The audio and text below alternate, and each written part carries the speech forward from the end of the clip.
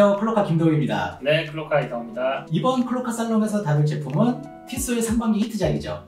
PRC100 솔라 모델의 새로운 사이즈인 33mm 버전입니다.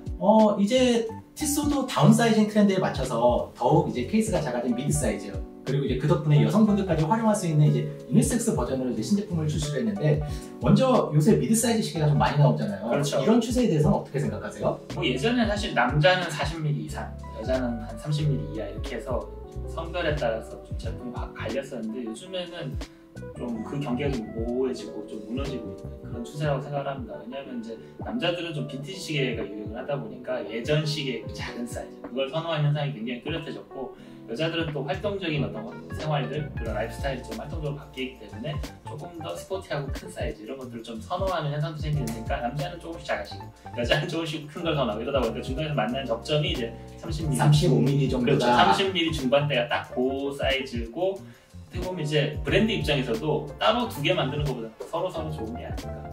저도 공감합니다. 저는 개인적으로 사실 좀 큰 시계를 좋아하다가 요새 좀 취향이 작아지기 시작했어요.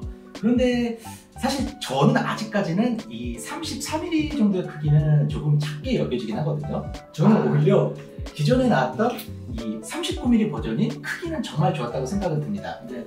하지만 그렇다고 해서 제가 손목이 조금 얇은 편이어서 33mm, 35mm 정도 되는 드레시한 타입의 시계를 차면 사실 좀 안 어울린다고 느꼈는데, 이번 PRC100 솔라 같은 경우는 사이즈가 33mm임에도 불구하고 조금 스포티한 디자인이라 그런지 좀 어색하지는 않은 것 같아요. 네, 그리고 베젤이 또 이렇게 잡아주는 그런 효과도 있고 해서 저도 33이 너무 작은 거 아니야 그랬는데, 실제로 보니까 충분히 드레시하게 소화할 수 있겠다는 생각이 들었습니다. 자, 그럼 한번 이 PRC100 솔라의 새로운 못 사이즈에 대해서 본격적으로 한번 살펴보겠습니다. 이번 PRC100 솔라 모델의 가장 큰 특징은 일반적인 쿼츠 시계는 아닙니다. 이제 빛으로 전지를 충전하는 차세대 쿼츠라고 할 수 있죠. 솔라 무브먼트를 탑재하고 있는데요. 사실 이 솔라 무브먼트는 티소만의 신기술은 아닙니다. 많은 브랜드에서 이미 상용화해서 사용 중이죠. 이 분야의 선구자라면 역시 이제 일본 브랜드라고 할 수 있겠는데요. 근데 이제 과거에는 일본만의 어떤 기술, 이런 이미지가 좀 강했는데, 요즘은 이제 기술 장벽도 많이 낮아지고 대중화가 되다 보니까 스위스 브랜드도 이런 기술들을 많이 사용하고 있고, 아무래도 뭐 기술적인 장점도 있겠지만 스위스 브랜드는 친환경 이런 것도 이제 중요하게 럭셔리 브랜드 생각을 하잖아요. 아마 그런 좀 관점에서도 접근하고 있는 게 아닌가 그런 생각이 듭니다. 아마 그래서 이 솔라 무브먼트의 가장 큰 장점은 아무래도 길어진 전지 교체 주기에서 나오는 이제 그 편리함이겠죠. 네, 엄청 편리하죠. 일반적인 시계는 쿼츠 기준으로 해도 길어도 5년, 좀 짧으면 한 2, 3년 교체를 해야 되는데, 이런 태양광 충전 시계 같은 경우에는 뭐 10년 이상 작동을 할 수 있으니까 굉장히 경제적이고, 사실 이제 우리가 기계식 시계에 좀 익숙한 사람들은 되게 귀찮은 일이긴 하거든요. 기계식 시계가 보통 뭐 오버홀 주기 요즘에는 막 7, 8년 정도도 끄떡 없으니까 뭐 그냥 잊어버리고 그냥 편하게 차고 있는데, 쿼츠 시계 같은 경우에는 이게 2, 3년이 되게 긴 것 같지만 금세 돌아와요. 잊고 있다가 갑자기 다가오죠. 그럼 굉장히 좀 이거 좀 더 차고 싶은데 맡겨야 되면 또 찰 수가 없고, 이런 어떤 좀 귀찮은 그런 것들이 발생을 하고, 뭐 우리 같은 고인물들이야 시계 배터리 없으면은 부티기 아이참에 부티그 가서 시제품 좀 구경하고 뭐 이렇게 설레는 그런 느낌이지, 일반인들 기준에서 굉장히 귀찮은 일이거든요. 럭셔리 시계 같은 경우는 또 어떻게 보면 메인터넌스 주기가 있으니까 배터리 교체도 상당히 돈이 들 수도 있어요. 좀 비싼 브랜드 같은 경우는 그만큼 뭐 일단 맡긴다는 것 자체가 비용이 드는 거기도 하고, 그렇다고 동네 시계방 맡기자니 뭔가 좀 찝찝하고, 근데 또 동네 시계방도 잘 없어요. 그러다 보니까 아무래도 좀 번거로운 부분들, 그런 것들이 있는데, 이 시계는 그래도 그 주기를 확실하게 늘려주고 편안하게 착용할 수 있다는 점이 좋은 점이 아닌가 싶습니다. 그리고 이제 티소가 발표한 자료를 보면 이제 전지의 수명이 10년에서 15년이라고 기재되어 있는데, 보통 이런 그 브랜드의 설명서에 쓰는 숫자는 제일 낮은 숫자를 사용하는 게 보통이거든요. 그래서 아마 실제 수명은 최소 그 이상 갈 거라고 좀 어느 정도 이제 기대를 할 수가 있고, 단순히 며칠 사용할 리뷰로는 이 수명에 대해서는 저희가 언급하기 좀 어려워서 보도자료를 그대로 저희가 말씀드릴 수밖에 없는데, PRC100 솔라의 경우 적절한 빛에서 10분 정도 충전을 하게 되면 하루 동안 사용하는 데 지장이 없고, 한 번 완충이 되면 어둠 속에서도 이제 14개월간 사용이 가능하다고 합니다. 이거는 꽤 준수한 스펙이고, 한 가지 주의하셔야 될 점은 안에 들어있는 충전지가 한 번 방전이 되어버리면 다시 재충전을 한다고 해도 이만큼의 수명이 나오지가 않아요. 이거는 PRC 솔라뿐만이 아니라 다른 모든 충전 제품의 이제 숙명이기 때문에 어둠 속에 오래 보관하실 때는 조금 주의하셔야 될 점입니다. 게다가 이번 PR700 솔라 모델 같은 경우는 이 충전 패널을 설계한 방식 자체가 기존 모델들과는 상당히 다릅니다. 이 벌집 구조 솔라셀이라는 특수한 패널이 일반적인 시계처럼 다이얼에 있는 게 아니라 전면 글라스 바로 아래에 붙어 있어요. 상훈님은 이 글라스 아래에 있는 충전 패널 보이십니까?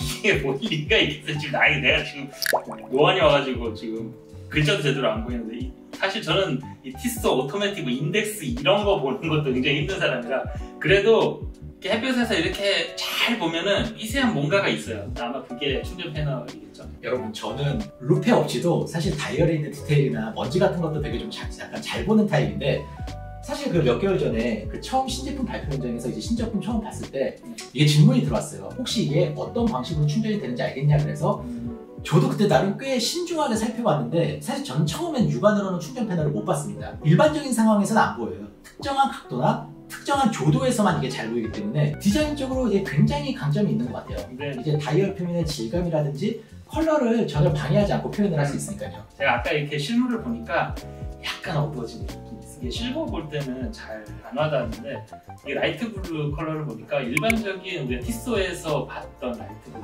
살짝 어두운 다른 모델과 이제 비교해서 네, 이게 아마 패널이 제 추측컨대 패널이 약간 검은색으로 들어가 있잖아요. 그게 눈으로는 안 보이지만 어쨌거나 빛이 오는 것 자체는 차단을 하니까 헤어스프링보다 더 얇은 선이 어쨌든 있긴 있으니까 한번 차단을 하니까 톤이 살짝 정제되는 느낌이 있어요. 그래서 그런 느낌, 약간 어두운 톤을 살짝 더 좋아하시는 분들은 훨씬 더 좋겠다 이런 생각이 있어요. 공학적으로도 아무래도 그렇게 글라스와 가장 가까운 곳에 제일 위에 있기 때문에 충전 효율도 아마 다이얼이나 기타 그 부속에 가려져 있는 것보다는 굉장히 좋을 것으로 이게 예상이 되는 방식입니다. 네.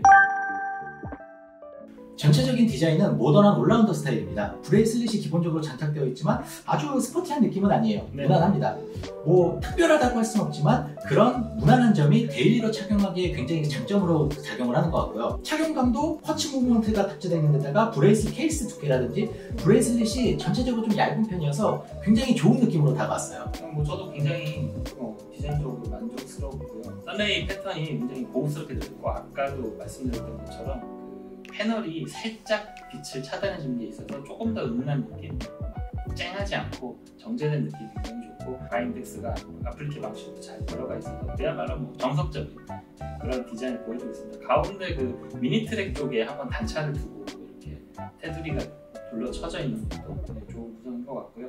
그리고 이제 이 디자인이 이제 원형 시계라면 굉장히 밋밋해질 수 있는 그런 사실 디자인인데 이 12각형 베젤이 그걸 굉장히 잘 잡아주고 있는 것 같아요. 그렇습니다. 이 각형 베젤이 없었으면 굉장히 심심할 것 같아요. 근데 이거 하나가 다른 모든 좀 무난한 디자인을 꽉 잡아줘서 개성을 특별함을 부여하는 느낌으로 이 시계만의 어떤 특별함이 이 베젤에서 잘 나타나 있는 것 같아요. 그래서 실버도 좀 굉장히 다이얼이 마음에 드는 게 사실 아무 포인트가 없잖아요. 이 컬러 자체. 근데 이 베젤 하나로 그런 어떤 실버 모노톤의 어떤 밋밋함이 다 잡히는 것 같아서 저는 산다면 실버 살 것 같아요. 저도 갑자기 개인적인 픽을 말하려면 실버고 실제로도 판매가 실버가 굉장히 잘 된 걸로 알고 있어요.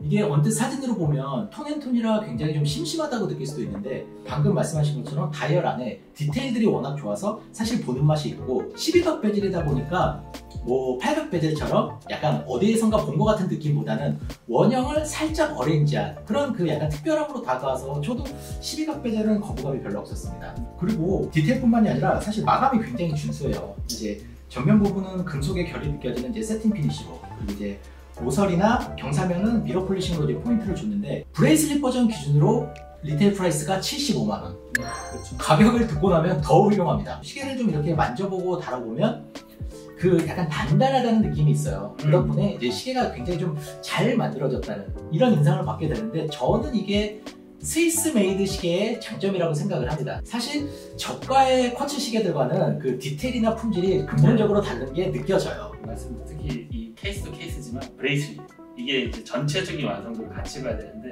낮은 등급의 어떤 시계들 보면은 케이스는 그래 케이스까지는 그래 내가 이해해줄게. 근데 브레이슬릿 딱 가면은 이건 좀 그런데 약간 그런 느낌 많이 받을 때가 있거든요. 시계 같은 경우는 확실히 브레이슬릿 끝부분까지 확실하게 막 고급스럽게 처리가 되어 있어서 하나의 완성된 시계를 내가 소장한다 그런 느낌 잘 전해주고 있습니다. 그리고 이제 과거에 태양광 충전 시계들 보면은 우리가 이제 태양광 자체를 어쨌거나 받아야 되잖아요. 그게 다 다이얼에서 흡수를 하기 때문에 다이얼을 만드는 디자인상 제약이 있을 수밖에 없어요. 물론 이제 그런 기술력을 드러내기 위해서 일부러 그런 디자인을 하는 경우도 있긴 있는데 대중적이진 않죠. 모두가 다 그런 특이한 디자인을 좋아하지는 않는 좋아하시는 분들도 있겠죠. 물론 그걸 좋아하는 사람도 있죠. 근데 좀 무난하지는 않은 거고 그래서 이 디자인, 이 기술과 이 디자인이 더 빛을 발한 거예요. 이게 사실 무난하다는 단어가 조금 이제 자극적이지 못해서 이게 싫어하시는 분들도 있을 수 있는데 저는 그게 굉장히 큰 장점이라고 생각을 해요. 사실 지금 시장에 솔라 무브먼트가 들어가 있는 시계는 사실 굉장히 많습니다. 근데 말씀하신 것처럼 디자인이 대체로 조금 튀는 편, 많은 분들이 선호할 만한 무난한 디자인은 굉장히 드물고 가격대를 좀 높이면 선택권이 생기긴 해요. 근데 문제는 그 가격대가 이제 300만 원에서 500만 원대로 갑자기 높아진다는 게 좀 큰 문제이기 때문에 저는 이 PRC100 솔라 모델의 가장 큰 장점은 누구에게도 거부감이 없는 이제 무난하고 깔끔한 디자인에 거기다 합리적인 가격, 그래서 누구든지 구매가 가능하다는 점이 굉장히 큰 장점이라고 생각을 합니다. 자, 그럼 한번 정리를 해보겠습니다. 이 PRC100 솔라는 이제 어떤 분들에게 적합할까? 아무래도 이제 감성적인 제품을, 아날로그 시계를 찾는 분들보다는 이제 실용성과 합리성을 중시하는 분들한테도 잘 어울릴 것 같아요. 나는 시계는 갖고 싶지만 시계 자체에 시간을 쓰고 싶진 않아. 내 시간을 막 할애하거나 에너지를 쓰고 싶지 않아. 그런 사람들한테 정말 최고의 시계라고 생각을 합니다. 그리고 감성 얘기를 하셔가지고 이제 저도 좀 생각을 해봤어요. 이 시계에 과연 감성이 없나? 이 시계만의 감성이라는 어떤 감성적인 부분들이 뭐가 있을까 생각을 해봤는데 태양의 힘을 이용해서 뭔가 시계를 굴린다라는 것 자체가 저는 굉장히 감성적인 부분이 분명히 있다고 생각을 하고, 왜냐면은 자연의 힘을, 그렇죠, 인간이 시간을 측정하는 가장 기본적인 고대의 방법은 사실 태양을 활용하는 거였거든요. 태양이야말로 시계 이전의 시계였던 거죠. 그게 사실 기계식 시계가 만들어지고 기술이 발전하면서 태양이 잊혀졌는데 그 태양이라는 인간의 어떤 시간 계측의 가장 근원을 다시 뭔가 새로운 기술로 해석해서 그거를 이제 다른 방식으로 시간을 풀어내는 거잖아요. 그냥 그림자가 이렇게 지는 게 아니라 그걸 에너지화해서 기계를 돌려서 시간을 정확한 시계로 계측을 하는 거니까 인간이 시간이라는 거에 처음 이제 눈을 떴던 그 태양이라는 거를 재해석해서 다시 뭔가 손목에 올려놓는 그런 기술 개념을, 그런 부분에서 충분히 저는 감성적인 게 없다고 말은 못할 것 같아요. 저는 조금 생각 못했던 시각인데 설득됐습니다. 네. 게다가 어쨌든 품질이 좋습니다. 디자인도 좋고 품질이 깔끔하기 때문에 사실 어느 분한테나 추천할 수 있을 것 같아요. 네. 뭐 일상적 직장 생활을 하시는 분들이든 아무리 뭐 전문직을 가지고 계신 분들이 착용한다고 해도 뭐 그날의 그 룩에 전혀 방해가 될 것 같지 않고, 기계식 시계를 착용하는데 만일 자기가 매일 혹은 뭐 며칠 단위로 태엽을 감아주는 거에 굉장히 어려움을 느낀다, 그리고 오차까지 너무 번거롭다, 그런 분들한테도 굉장히 적합할 테고, 쿼츠 시계를 잘 착용하고 계시는데 디자인이라든지 품질에 조금 불만이 있으시다면 이제 굉장히 훌륭한 업그레이드 옵션이 될 수 있죠. 이번 PRC100 솔라 같은 경우는 개인적으로 이제 패션 시계에서 명품 시계로, 그리고 이제 쿼츠 시계에서 기계식 시계로 넘어가는 아주 좋은 가격가 될 것 같아요. 지금까지 클럭카의 김도우, 이상호였습니다. 감사합니다. 감사합니다.